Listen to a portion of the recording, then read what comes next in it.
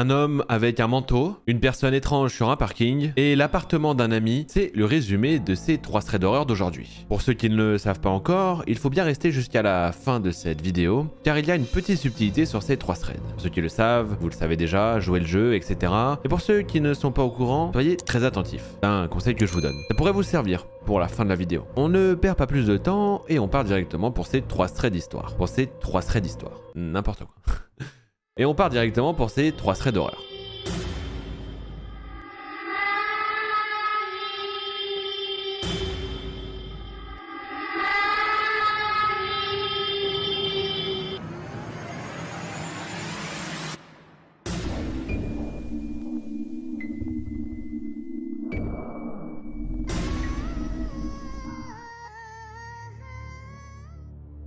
Cette histoire, c'est l'histoire d'Amandine et elle nous explique qu'elle s'est passée il y a environ 10 ans. À ce moment-là, elle sort avec 2 de ses amies à elle, 2 filles aussi, et elle décide d'en profiter pour aller jouer au parc. Elle explique qu'habituellement, le parc est à environ 15 minutes de chez elle, mais que là, comme c'est l'été, elles ont envie de marcher jusque là-bas. À ce moment-là, Amandine a 12 ans et ses amis en ont 11 et 12. Ça va vous sembler bizarre, mais Amandine explique que la ville dans laquelle elle était très sûre et que c'était assez habituel de voir des enfants faire ce genre de long trajet tout seuls, donc ça leur posait aucun problème. Bref, après 30 minutes de marche, elles arrivent finalement au parc, dans lequel elles se sont éclatées, elles ont joué, puis finalement elles sont allées s'acheter des glaces pour enfin reprendre la direction de la maison. Sur la route, elles dégustent leurs glaces, elles font des chansons, bref, elles jouent et elles se baladent un peu toujours en direction de la maison. Mais lorsqu'elle marche, Amandine a l'impression qu'il y a quelqu'un derrière. Elle n'arrive pas à se défaire de ce sentiment, donc elle décide de tourner la tête et en effet, à une distance assez raisonnable, on va dire, assez loin quand même, il y a un homme qui est en train de les fixer. Et lorsqu'elle le regarde, elle voit qu'en fait, il est en train même de les suivre. Cet homme, il est très bizarre. Déjà, il a un chapeau,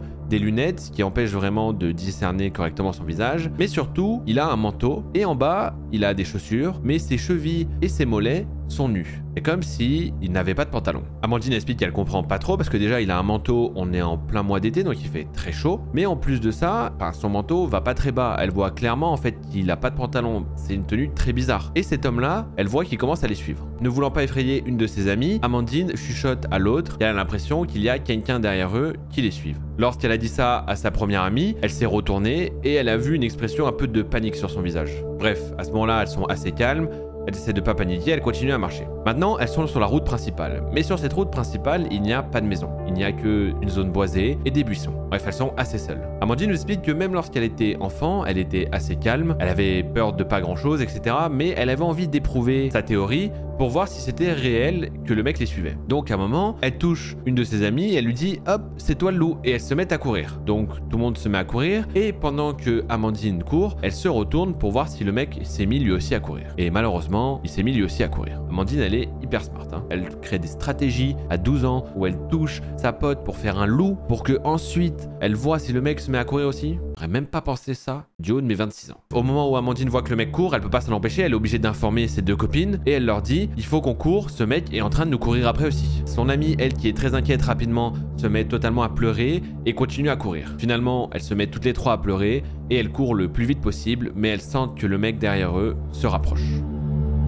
Elles courent, elles ont le regard flou tellement elles ont les larmes aux yeux et finalement elles percutent un vieil homme. Ce vieil homme, elles le connaissent. C'est un SDF qui fait partie de la communauté que tout le monde apprécie puisqu'en fait il a une super bonne humeur, il est super gentil et il survit comme ça en vendant des bibelots, des trucs ramassés et tout le monde l'aide un peu parce que en fait il est super sympa. Bref, au moment où elles lui rentrent dedans, elles le voient, elles sont un peu soulagées et elles lui expliquent ce qui se passe. Enfin comme elles peuvent parce qu'elles sont totalement essoufflées, en train de pleurer, etc. Amandine, elle pointe même le mec qui est en train de courir derrière elle. Le vieil homme voit ce mec et dit simplement aux petites « Ne vous inquiétez pas, rentrez chez vous, je m'en occupe ». À ce moment-là, autant dire que Amandine et ses copines sont soulagées. Elles ne savent pas à quoi elles viennent d'échapper, mais on va l'apprendre juste après. Les filles ont continué à courir quand même jusqu'à leur maison et lorsqu'elles sont rentrées, il y avait la grand-mère d'Amandine qui a réussi à les calmer, mais c'était assez compliqué parce que c'était paniqué. Faut pas oublier que c'est des enfants. Elles se sont fait poursuivre par un homme très bizarre et ça reste des enfants. Bref, quelques temps après, ce vieil homme là, le SDF de la communauté, on va dire, a parlé avec la grand-mère d'Amandine et lui a expliqué que ce mec qui les suivait avait véritablement de mauvaises intentions et que pour l'arrêter,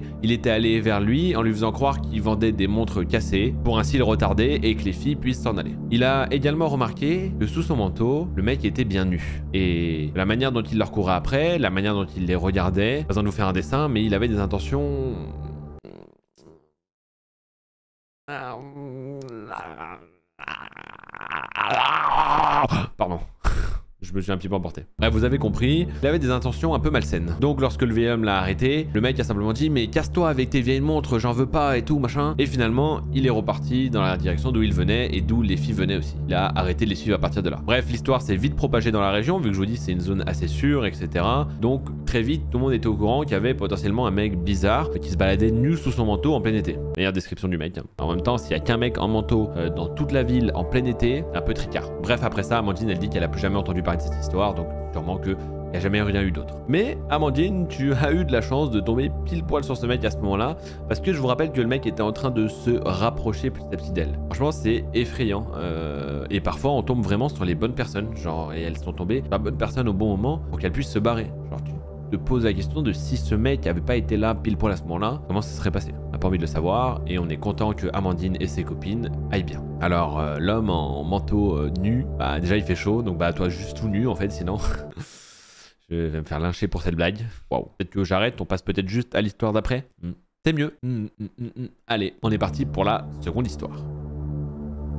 Cette histoire, c'est l'histoire de Lucie. Lucie nous explique qu'elle est à l'université au moment des faits et qu'elle habite dans une résidence étudiante qui n'est pas reliée directement à son université, qui est à part, mais très proche de la ville principale. Dans cette résidence, il y a un parking. Mais ce parking est très cher et du coup, la plupart des étudiants ne l'utilisent pas. Donc au lieu de se garer à l'intérieur de la résidence, ils se garent à l'extérieur. Le truc, c'est que le parking extérieur, qui n'est pas dans la résidence, est très mal éclairé. Du coup, on voit pas grand chose et le soir, ça peut être un peu effrayant. En plus de ça, lorsqu'elle se gare à cet endroit-là, elle doit marcher 2 à 3 minutes pour atteindre la porte principale pour entrer dans son bâtiment. Bref, un soir, alors qu'elle revient de la salle, elle se gare toujours au même endroit à l'extérieur et comme il fait froid, qu'elle a le chauffage dans sa voiture et qu'en plus il pleut dehors, elle décide de rester un peu dans sa voiture pour attendre de voir si ça se calme. Bref, elle n'a pas la motive de sortir. Elle se met sur son téléphone et au bout de quelques minutes, quelqu'un frappe à sa fenêtre. Lorsqu'elle se tourne, elle voit un mec qui lui explique que son pote là-bas, qui est caché un peu dans l'ombre, qu'elle voit au fond, l'a vue à travers la fenêtre et il a dit qu'elle était très attirante et du coup, bah, ils pourraient peut-être échanger leur numéro quoi. À ce moment-là, Lucie, elle ouvre pas du tout sa fenêtre, hein, juste elle le regarde et elle lui dit non quoi, non, j'ai pas envie, genre ça m'attire pas ce genre de délire quoi. Au moment où elle dit non, le mec continue d'insister, limite à supplier, en disant qu'elle devrait venir parler avec son ami qui est là-bas dans le coin sombre du parking là-bas au fond.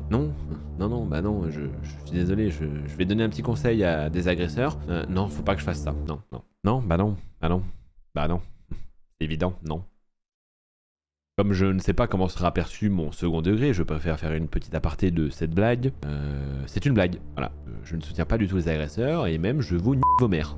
Ça a été bipé mais vous avez très bien compris ce que j'ai dit. Bref, elle refuse et pour faire comprendre qu'elle ne veut pas, elle se remet sur son téléphone et elle l'ignore. Le mec comprend et finit par partir. En même temps, elle envoie un SMS à un de ses amis pour lui demander de venir la chercher s'il peut venir en fait parce qu'elle est pas très à l'aise avec le fait de sortir sa voiture sachant que ces mecs sont toujours dans le secteur. Sauf qu'au bout d'un moment, alors qu'elle attend une réponse de son ami, le mec revient mais cette fois-ci avec la capuche relevée, donc il a la capuche sur la tête et il refrappe à sa fenêtre, mais de manière beaucoup plus insistante et beaucoup plus violente. Il a commencé donc à frapper fort sur sa fenêtre en disant qu'elle était grossière, qu'elle était ingrate et il a commencé à l'insulter de tous les noms. Lucie, à ce moment-là, elle continue juste à fixer son téléphone et elle fait comme si elle l'entendait pas. Vous savez, elle fait genre il va rien se passer, ça va passer, je fais semblant de ne rien voir, ça va passer. La pauvre en vrai, hein, vraiment, la pauvre. Sauf que là, le mec essaie carrément d'ouvrir sa porte. Heureusement, Lucie, dû à la première expérience qu'elle a eue avec cette personne, elle avait verrouillé sa voiture. Très très bon réflexe. Encore une fois, un truc auquel je n'aurais jamais pensé. C'est bon? Moi j'aurais laissé ouvert, le mec il aurait ouvert ma porte, sauf que moi il aurait ouvert ma porte, je lui aurais éclaté sa petite gueule, ok? Donc de toute façon, voilà, il n'y aurait pas eu ce problème. Et d'ailleurs, t'aurais dû lui éclater sa petite gueule. Là, il ouvre la porte et boum! Un bon coup dans les couilles, un bon coup dans la gorge, un bon coup dans la tête, c'est terminé. C'est ciao! Double ciao! Je fais et Squeezie et Joyka en même temps, je suis un baiser. Bref, il essaie d'ouvrir sa porte, mais il n'y arrive pas parce qu'évidemment c'est fermé. Bien joué Lucie. Elle a continué à l'ignorer, à faire comme si de rien n'était, et elle envoyait un petit texto à son ami pour lui dire finalement viens, mais viens aussi avec d'autres amis peut-être, au cas où. Bref, elle explique que son ami, bah, il répondait pas à son message, il mettait beaucoup de temps à lire, même juste le message, elle voyait pas de retour, et que pour une raison qu'elle ignore, elle a pas voulu appeler la police, sûrement parce qu'elle avait peur que ça dégénère. Bref, au bout de plusieurs minutes, le mec s'est calmé tout seul, et a dit qu'il allait la laisser tranquille maintenant. Du coin de l'œil, Lucie, elle regarde où il va, et elle voit qu'il rejoint son pote, mais aussi un autre groupe de 3 ou 4 mecs, et qu'ils ont l'air de faire semblant de partir. Ils ont l'air de partir dans l'ombre, sauf que Lucie, elle explique qu'elle voit encore leur ombre justement avec le peu de lumière qu'il y a, qui se reflète sur le sol, et qu'ils ont l'air d'attendre à cet endroit-là. Ils se décalent même un peu plus dans l'obscurité, en se dirigeant comme s'ils y allaient doucement vers l'entrée du bâtiment. Ils sont restés là pendant plusieurs minutes, Lucie ne sachant pas quoi faire, jusqu'à ce qu'une autre voiture avec plein de mecs arrive dedans. Elle pense que c'est des gens qui allaient à une soirée dans cette résidence étudiante puisqu'ils sont arrivés avec la musique à fond, ils chantaient, etc. Et lorsqu'ils sont arrivés, ce groupe de mecs qui attendait vers l'entrée dans l'obscurité s'est finalement décalé. Lucie, elle s'est dit c'est mon moment, elle s'est greffée à ce groupe et rentrée au moment où ils rentraient dans le bâtiment et elle est montée vite chez elle le plus vite possible, s'est enfermée à clé. Elle a réussi à leur échapper. Juste après ça, son pote lui a répondu et s'est excusé de ne pas avoir répondu avant et lui a expliqué qu'il avait déjà entendu parler d'une histoire comme ça dans la même résidence avec une autre fille. Sauf que cette fille, ils avaient réussi à rentrer dans le bâtiment avec elle, dans l'ascenseur, avait tenté des choses obscènes et lui avait dit des choses très grossières. Finalement, cette fille avait réussi à sortir de l'ascenseur, courir et s'enfermer dans son appartement, mais ils étaient restés derrière à frapper et à lui chuchoter de l'ouvrir. Après ça, autant dire que Lucie, elle a pas envie de laisser passer, elle va voir les responsables de la résidence et bah franchement, c'est une super résidence parce qu'ils ont recruté un mec de la sécurité à plein temps pour protéger les étudiants, etc. Bah, franchement, moi j'étais dans une résidence étudiante, je leur demandais juste de changer le nom sur une boîte aux lettres, c'est terminé, ils le faisaient pas. Donc recruter un mec pour protéger les gens de la résidence, bah, faut le payer quoi. Elle est où ta résidence étudiante parce que j'ai envie d'y aller quoi. Je suis plus étudiant mais du coup ce serait chelou. Je suis pas si vieux non plus, arrêtez hein. Arrêtez de me juger hein, putain. Et ils ont même pu obtenir des images, des vidéosurveillance de la résidence et les transmettre à la police. Du coup, ces hommes sont déjà fichés et recherchés. Bref, Lucie a échappé à quelque chose de pas très cool, à mon avis, hein, aussi, hein, comme dans la première histoire. De toute façon, c'est le but des threads d'horreur, en fait. Hein. Je vois pas pourquoi je fais cette conclusion à chaque fois. Les gens échappent toujours à des trucs pas très cool. C'est ce que vous aimez, quoi, quand genre les gens ils sont pas loin et hop, grâce à l'instinct, etc., ils arrivent à s'en sortir. Voilà, c'est un thread d'horreur, quoi. Je vais faire le résumé de ce que je raconte.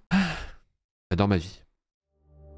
Cette dernière histoire, c'est l'histoire de Jean. Jean nous explique qu'au moment de l'histoire, il est un peu en galère de logement et que du coup, il crèche un peu à droite à gauche chez des amis. Il a des amis très proches et du coup, tout le monde est un peu ok pour le recevoir. Pour pas déranger, il fait quelques jours chez l'un, puis quelques jours chez l'autre, etc. Un jour, alors qu'il déménage chez un nouveau pote à lui, qui est pas là au moment où il arrive, il lui avait laissé les clés sous le paillasson, il rentre dans l'appartement et il découvre le nouvel appartement de son ami qu'il n'avait jamais vu. Il s'installe tranquillement, prend ses aises, installe son PC, etc. Bref, il fait comme chez lui. Au bout d'un moment, il reçoit un message de son pote, s'appelle Lucas, qui lui dit qu'il rentrera sûrement que tard dans la soirée, que du coup sûrement que Jean sera couché et qu'il fera en sorte de pas faire trop de bruit pour pas le réveiller. Ce qui est prévu à ce moment-là, c'est que Jean dorme dans le canapé lit. Donc Jean passe son après-midi, puis sa soirée tranquille et il se couche tôt parce qu'il a pas mal de choses à faire le lendemain. Donc il se met un petit film et il s'endort devant tranquillou. Au milieu de la nuit, il est réveillé par le bruit de la porte qui s'ouvre. Il somnole. Vous savez, quand vous venez de vous réveiller, vous entendez un petit bruit, etc.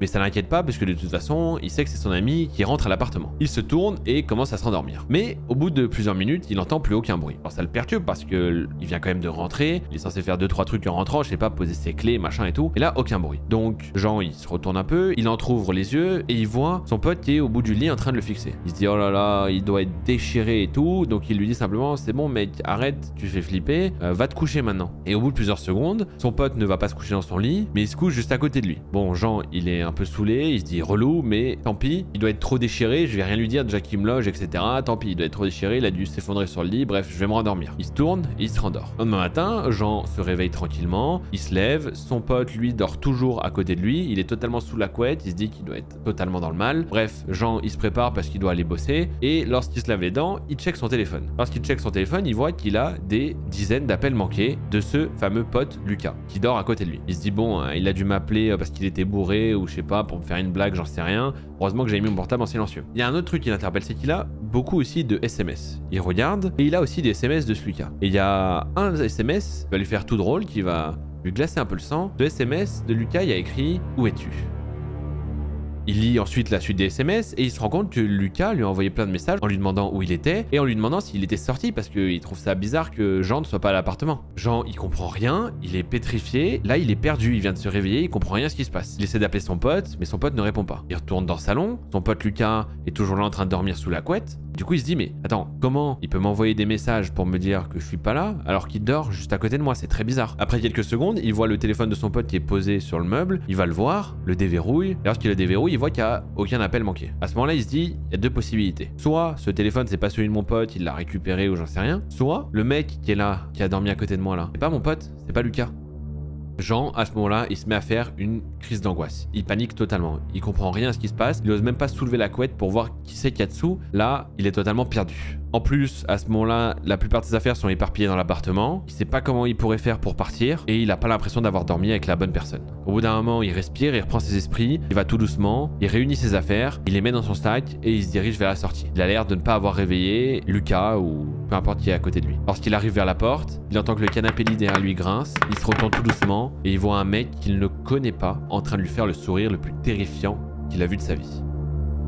Jean, il est pétrifié. Pendant quelques secondes, il peut plus bouger. Il est en train de réaliser qu'il a dormi à côté d'un mec qu'il ne connaît pas, qui n'est pas son pote. Il ne comprend rien à ce qui se passe. Jean, il arrive à ouvrir la porte. Il sort de l'appartement et lorsqu'il sort de l'appartement, il entend le mec qui se met à courir derrière lui en disant, avec une voix la plus terrifiante qu'il ait jamais entendue, « Mais où tu vas ?» Jean, il descend les escaliers en trombe, il sort de l'immeuble et il s'éloigne le plus vite possible de cet endroit. Il appelle des dizaines de fois son pote, qui au départ ne répond pas mais finit par répondre. C'est finalement son pote qui enchaîne directement en disant, « Mais t'es où? J'ai failli appeler la police, tu sais. » Et Jean lui dit, « Mais toi, t'es où? Moi j'ai dormi dans ton appartement. T'as même dormi avec moi parce que t'étais trop déchiré dans le canapé lit. » Et là, un gros silence s'installe. Genre le plus lourd des silences qu'il a jamais entendu. D'ailleurs, profitons de ce moment. Ça devient une chaîne de méditation. Ou alors une chaîne ASMR. Ah, désolé, je suis fatigué, j'ai rien dormi la nuit d'avant. Je suis en train de tourner toutes mes vidéos. Ok, donc vous me pardonnerez s'il vous plaît. Ça devient une chaîne d'ASMR, voilà. Je supporte pas en plus. Même à monter, je pense que ça va être désagréable pour moi. Bref, je viens de couper au milieu d'un moment très important, mais en gros, vous l'aurez compris, Jean dit qu'il a dormi chez lui, Lucas ne répond plus, il sait pas quoi répondre, la seule chose qu'il lui répond c'est « Bon, t'es où là ?» Finalement, Jean lui dit qu'il s'est éloigné le plus loin possible parce qu'il a pas envie de rester proche de cet immeuble, et il lui explique mais attends, mais si c'était pas toi, ça veut dire que vraiment j'ai dormi avec un mec juste à côté de moi dans le même lit toute la nuit, je sais pas qui c'est. Et Lucas lui répond « Bah oui, moi je suis dans mon appartement, Jean, et j'ai dormi dans mon lit, et toi t'étais pas là. » Ils essaient de comprendre et ils se donnent rendez-vous dans une rue un peu plus loin que l'appartement. Ils discutent, etc. Ils se calment et Lucas arrive à convaincre Jean de l'amener dans l'immeuble pour lui montrer son appartement, pour qu'il voit qu'il était peut-être pas au bon endroit. Jean, il accepte, il commence à monter les escaliers de manière un peu évidemment effrayée et toujours un peu hésitante. Il monte un premier étage, un deuxième étage, un troisième étage et lorsqu'il passe au troisième étage, Jean dit « Mais c'était pas là ton appartement ?» Et Lucas lui dit « Bah non, j'ai dit que c'était au quatrième. » Et c'est là que tout les informations qui lui manquaient arrivent dans la tête de Jean. Il se dit qu'il s'est trompé d'étage, qu'il ne sait pas pourquoi, mais comme par hasard, il y avait la clé sous le paillasson qui permettait d'ouvrir l'appartement. Sûrement que ce voisin laissait toujours sa clé sous son paillasson. Il est rentré dedans, pensant que c'était l'appartement de son pote, s'est installé, il a dormi avec quelqu'un qu'il ne connaît pas. Lucas explique à Jean que ces voisins-là, il l'a jamais vu, il a jamais entendu de bruit venant de cet appartement, qu'il savait même pas qu'il était habité en fait. À ce moment-là, Jean et Lucas se tâtent à aller frapper à la porte, mais ils ont trop peur de ce sur quoi ils pourraient tomber. Du coup, ils osent pas. Ils font rien. Et surtout Jean, qui se souvient encore du sourire sur le visage du mec et du son de sa voix terrifiante. Bref, après ça, Jean, il vérifiera à 2 fois l'adresse et le numéro d'appartement de ses amis. Voilà, parce que cette histoire, elle est horrible. Vraiment horrible. Le délire au moment où j'ai lu l'histoire, où il est là, il entend le lit qui grince derrière lui et le mec qui se lève, il se rend compte que c'était pas son pote, là il est sûr et tout. J'ai failli me faire caca dessus quoi. Voilà, c'est glamour hein. Bref, je vous dis, j'ai pas dormi la nuit d'avant, je fais comme je peux, d'accord? Je tourne comme je peux. Hein. Mon esprit fait des liens bizarres, ASMR, méditation, caca. Me demandez pas. Et si vous voulez voir une autre vidéo d'horreur sur la chaîne de Makou, je vous souhaite une Quoi? Et si vous voulez voir une autre vidéo sur la chaîne de Makou, je vous souhaite une excellente matinée et une journée. Ah, j'ai jamais aussi bien vendu ma chaîne. Genre, au lieu de vous dire d'aller voir une autre vidéo, je vous dis, si vous voulez voir une autre vidéo, bah barrez-vous. Ah, je suis fatigué, ouais. Mais bon, fallait que je tourne, donc voilà. Et si vous voulez voir une autre vidéo sur la chaîne de Makou, je vous laisse cliquer juste là-haut en fiche et vous serez redirigé vers une nouvelle vidéo. Et attendez, ce n'est pas fini, puisqu'il y avait une subtilité dans ces 3 threads d'horreur. Pour ceux qui ne sont pas au courant, eh bien dans ces threads d'horreur il y avait un imposteur. Un de ces threads d'horreur, c'est moi-même qui l'ai écrit. Lequel c'est? Le premier, le deuxième, le troisième? On ne sait pas. Eh bien pour décider et pour donner votre avis sur lequel selon vous est le thread d'horreur imposteur, il vous suffit de cliquer dans l'onglet communauté de ma chaîne et de trouver le petit sondage qui vient juste au moment où cette vidéo est publiée pour voter selon vous laquelle de ces histoires est l'imposteur. Je donnerai la réponse dans la prochaine vidéo. J'espère que vous avez été attentifs et je vous souhaite bonne chance. Si jamais vous voulez revoir les vidéos, n'hésitez pas. Voilà, je suis commercial. Je sais pas pourquoi je fais ça. Bref, sur ce, la famille, je vous souhaite une excellente matinée, nuit, journée, ce que vous voulez. Je vous dis à très bientôt pour une nouvelle vidéo et je vous fais un bisou.